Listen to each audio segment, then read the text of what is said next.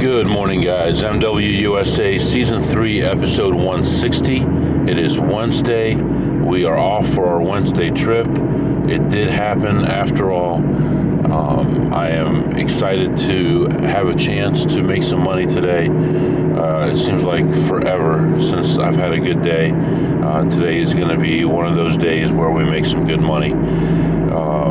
Last night I got a call from my wife, and our family member passed away, and so today I will probably hear plans about when everything is going to happen, and we'll figure out who's going, who's staying, and the timing of it, and everything else. So unfortunately,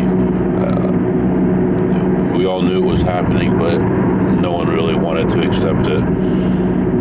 Kids woke up this morning. One of them found out last night. The others found out this morning. And I got them on the school bus, except for I got the older ones on the school bus. And the other school bus comes in about an hour and a half or so. And so I've got the neighbor coming over just to make sure we do things right. And my mom also coming over. Just to be safe. So everything is in order. The kids are off to their first day of school, and I am off to my first casino. Early morning, sun is just rising, and I mean, I'm ready. I don't know what else to say. It's going to be a big day one way or another. I'm going to try to have a bigger spread today. I'd love to be home in time to see them. Maybe an hour after getting home from school, but I'm not going to make that change my whole day. If things are going on and I'm stuck, and I'm going to keep on playing. So, I guess with all that being said, I don't know what else to say. I mean, it's got to happen today. It's got to be a turnaround. I can't be just treading water all the time. So one way or another, we're going to come home with some money today. This morning it is 63 degrees outside, and it's like some far off haze, but right where I am it looks really good. Looks like it's going to be a beautiful day. So I'm going to let you go right now, and I'll be back to update you. Alright guys, I am back. I am just leaving the first casino. I got pictures of the youngest getting on the bus, so everything is fine there. And I go into this casino, looking around, nothing. Looking around, nothing. Everywhere I go, there's no plays. I end up making one tiny play and end up ahead $8, and that's all I could find. So that's nice. Spend some hours driving for $8, but that's okay because we have some other casinos coming up. So we're going to get back on the road and head over there, and we're going to start playing some blackjack, and just going to have no mercy today. I'm going to do something like, maybe if the count goes up right away, I'm going to pretend to have an attitude where I'm trying to win money back, and I'm going to be super aggressive and see what we can get done. As long as I have a decent count, 2 or higher, I don't mind pounding it. True 2 or higher, I don't mind pounding it, and just maybe a 1 to 20 spread today, if that happens right away. Now if it doesn't, then I have to play my normal game. It's hard to, like in the middle of playing, switch over from I'm calm and cool and everything, and I'm betting 1 unit, 2 unit, 3 unit, and then go to 20. That doesn't work very well if I want to keep these casinos. So so we'll see what happens. Heading off to the next casino. Temperature dropped initially, but now it's up to 72, and I'll be back to update you. Alright guys, I am back. So I went into this place, and as always, started by looking at slots. Then I played some blackjack, then back to slots again. And starting with the slots, I found nothing to play at all. not one play on any machine in the whole casino, nothing at all. So completely cleaned out. There was nowhere to make money on the slots. As far as blackjack, I did go to blackjack area. There was no one in there. There was a table open. I sat down, bought in for 500, and I was back there for a short time, and things actually went pretty well for once. And talked to the dealer for a little while, and they noticed I hadn't been there for a while because I was on my trip. I was out of town. I rotate my casinos, and anyway, I was there for a little while and ended up leaving ahead $900. So plus 900 on the blackjack, no gain on the slots, no play on the slots. And right now I'm going to move on to another casino. At this casino, I've got really good opportunity usually for both blackjack and slots, although I heard that some people have been tearing this place up as far as slots from out of town. So we'll see what that looks like when I get in there, see if everything is cleaned out or not. But yeah, so far so good. Weather is good, the day is good so far, and we'll see what happens next. But I'm just getting on the highway, going to the next casino, and I'll be back to update you. Alright guys, I am back. So I go into this place and look at slots first. I didn't play any slots at all, and I was starting to think maybe it's over. Maybe there's so many people now that you can't make any more money doing this. But I moved on, went to play some blackjack, bought in for 500 and lost every hand, bought in for 500 more, lost every hand, and bought in for a third 500, and things started flattening out a little bit, and played there for a while. Had my ups and downs. I was up as much as 600 and still had a positive count, so kept on playing and playing, and then it went down and then back up, and all these ups and downs. And in the end, after all that, I end up and this was actually a dealer that I hardly ever do well with. I don't know why. I know it means absolutely nothing who the dealer is and stuff, but some dealers, it's like, you know, I keep remembering Vegas Vacation with the one guy from The Princess Bride, the real short guy. You know, it's like some dealers just kill you. You can't beat them. And this was one of them. But luckily, things turned around, things flattened out, and this whole time, the whole time I was playing at that table, I never bet more than double the minimum bet. That's how bad things were going. And I did claw my way back and ended up leaving ahead $600 on the blackjack, and played some slots as well. So I played one slot and made like $5, and then I was leaving and went back to check one other one. Went back to that one and ended up sitting down at that one and playing that one through, and ended up leaving ahead $293 on the slots. So plus 600 on the blackjack, plus 293 on the slots, and I got myself a nice salad for lunch. So I'm going to sit in the car and eat that, and then we're going to move on and hopefully play some more blackjack. So yeah, that's what's going on right now. You're all caught up, and I'll be back to update you. Alright guys, I am back. So here we go. Looked around, no slot plays. Went to the blackjack area, no high limit blackjack. Went to the low limit blackjack area, one table open, it's full, it's got bad rules, bad penetration, 8 deck, hit 17, 2 decks deep. You know, no money to be made right there. So I mean, you can make money, but it's going to be a long drawn out day.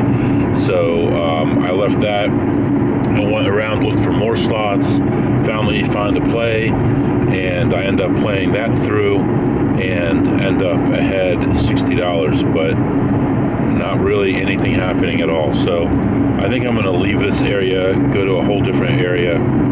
It's going to add a lot of time, so I'm not going to be able to play too many more casinos today. But it's a risk I'm going to have to take because there's nothing going on in this area right now. So I just got a call from a guy that I see at the casino sometimes, and he played my free play for me while I was out of town and didn't send the money. So I was on him every day about it, and he just sent me half of it and says that he'll send me the other half later today. And that's why you can't trust dumb people. So, like an idiot, it was like a gravy train for him. All he had to do is, on the days I couldn't be in town, I would change the pin and give it to him. He would play it, and we're done. And then we would just split it. It's easy. It's like no risk for him at all. So I had like $125 in free play. Not in free play. In free slot play. Like you could use that anytime. And he played my free play, and he borrowed my slot play. So he took the $120 in slot play also. So I'm like, you're paying me back the full value of that because that wasn't part of the deal. And so he just sent me that. But that's pretty frustrating, you know. When you deal with people who know what they're doing, they rarely have time for, you know, little things like this, splitting free play and stuff. But whatever. It was a free roll for me anyway, because I wasn't going to be able to play it no matter what. But at least I got half of it now, and hopefully this evening I'll have the other half. And then he was just asking me if I wanted to stick around the area and we watch a game together. And I'm like, I don't know. We'll see. And I'm heading out of town. I'm not going to see anything.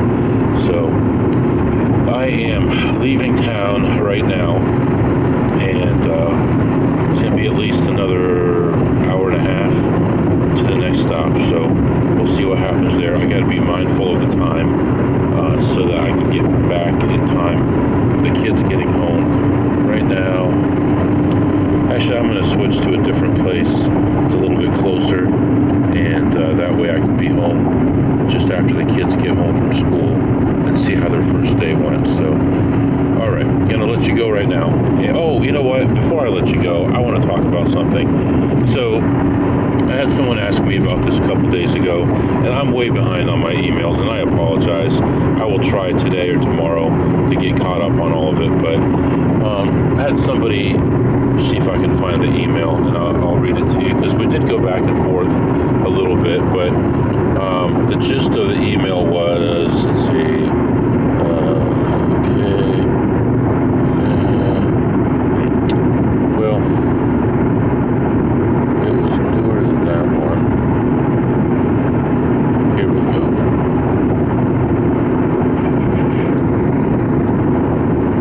Well, the question was basically, what do you do? What's this here?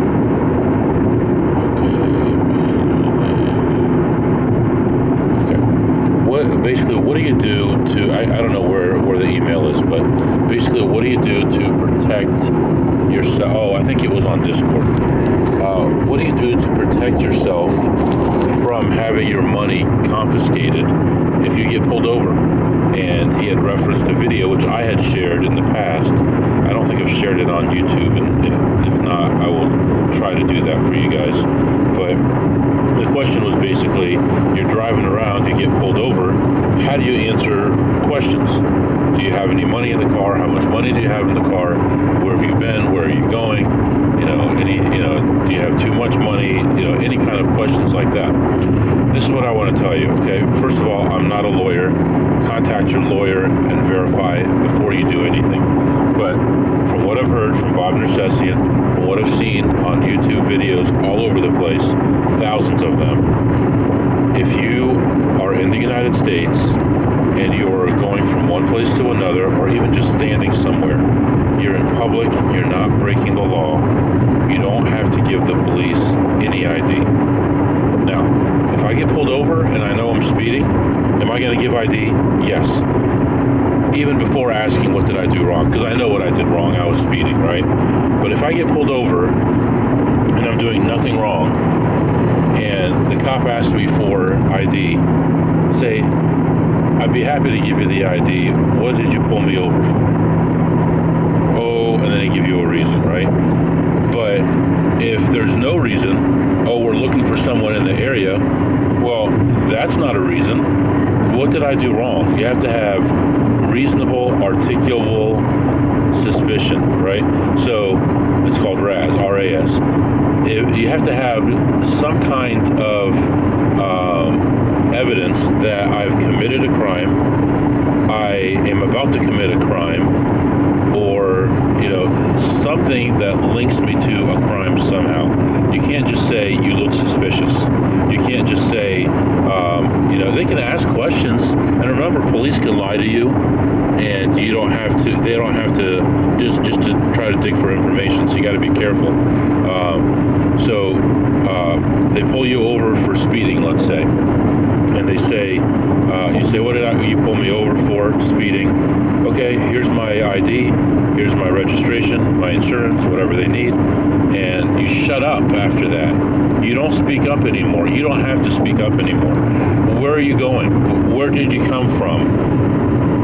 Sir, I'd rather not talk. I don't want to answer any questions. If you'd like to give me the ticket, I'll be on my way. And I know that sounds rude, but especially when you have a lot of money in the car, the cop might even say, oh, I smell the odor of marijuana coming out of your car. No, you don't. No, you don't. If there isn't any, of course. What is your reason for pulling me over? Do you have any cash in the car? I don't answer questions. Why do you have to answer? Why do you have to volunteer anything? Now, it's a little bit different when you're going through a border crossing, right? Anything they ask, they can ask you whatever they want. They can open up your car, they can look at your phone, they can do whatever they want, basically. So you're going to be very nice to those people, answer those questions honestly, you're going to be upfront, you're going to look them right in the eyes, you're not going to avoid anything, but you're going to have the shortest possible answers. That's as close as you can get with Border Patrol to not answering questions. Where are you from? Oh, I'm from Kansas. Where at in Kansas? I'm from Kansas City. Where are you going? I'm just going across the border to go to a casino. How long are you going to be here? I'm not sure. I'll either leave tonight or in the morning. And you're honest about that. How much money do you have? I have 3,000 US, 2,500 Canadian, and 500 in casino chips. Honest. There's no reason to lie, right? Now, a regular cop pulls you over in the 48 lower states, let's say, where most of us are, and they say, where are you heading? You don't have to answer. You can if you want, but you don't have to. You can just say, I'm just visiting a friend if you want. Where is that? We're just going to meet. You don't even have to answer. See, I'm already lying for no reason. So I would just say I don't want to answer any questions. And if they push you, that's fine. They can push you. But if you haven't committed a crime, they can't search your car. They can't be suspicious and search you or get your ID.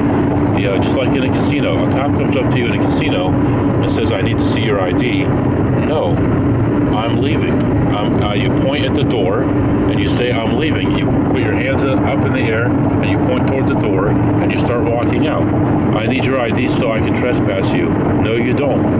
And you walk out. And you don't have to walk to your car. You walk out the front door and you go down the street. And that's what I would do. There's no reason to go back to your car. There's no reason to answer any questions. Now, if they say, we feel like you committed a crime, you stole that lady's money, there was a chip on the floor and you picked it up, which is still yours, but, there's a suspicion of an actual crime, I would give them the ID. Now, if you remember, and if you want, I can actually post the episode that I read that letter off, but I have a letter in my pocket. I believe I looked it up the other day. It was season 1, episode 83, I think. And it's a letter that I have in case I'm at the border or I get pulled over and they find all the money. It may or may not help, but it basically says that I'm an advantage player. I go to casinos and I play casino games primarily, play maybe some poker also, and my job is to find small edges and to make money off it, just like someone would with the stock market. And I regularly carry this much money to this much money, 10,000 to 30,000, let's say, and I pay my taxes when I win money. And then I have at the bottom like a couple Supreme Court cases and some information, and then maybe, I don't know if I have Bob Nersessian's phone number or something at the bottom like that, but I will try to post it, and you guys can listen to that. Maybe let your lawyer look at it if you want to. I did not consult anyone when I wrote this, and I haven't had to use it, but I think it's good. I think it goes right to the point, and hopefully you won't get pulled over. But